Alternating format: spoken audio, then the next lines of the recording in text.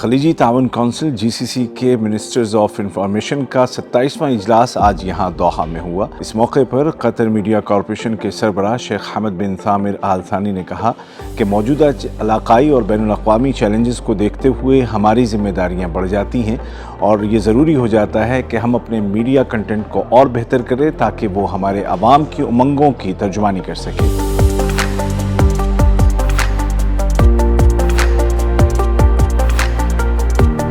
शेख हमद बिन थामिर आल थानी ने मजीद कहा कि आलमी मीडिया इस वक्त जानिबदारी का मुजाहरा कर रहा है। गुज़िश्ता 7 महीनों से हम गज़ा पट्टी के हालात को देख रहे हैं और हम ये देख रहे हैं कि इसराइल जानबूझकर हकीकत को दुनिया तक पहुँचाने वाले सहाफ़ियों को टारगेट कर रहा है और बैनुल अक़वामी मीडिया भी जानिबदारी से काम ले रहा है। ऐसे में हमारी जिम्मेदारी और बढ़ जाती है कि हम हकीकत को मुख्तलिफ ज़बानों में दुनिया तक पहुँचाएँ ताकि आलमी राय आम्मा को फ़लस्तीनियों के हुकूक़ के हक़ में हमवार किया जा सके।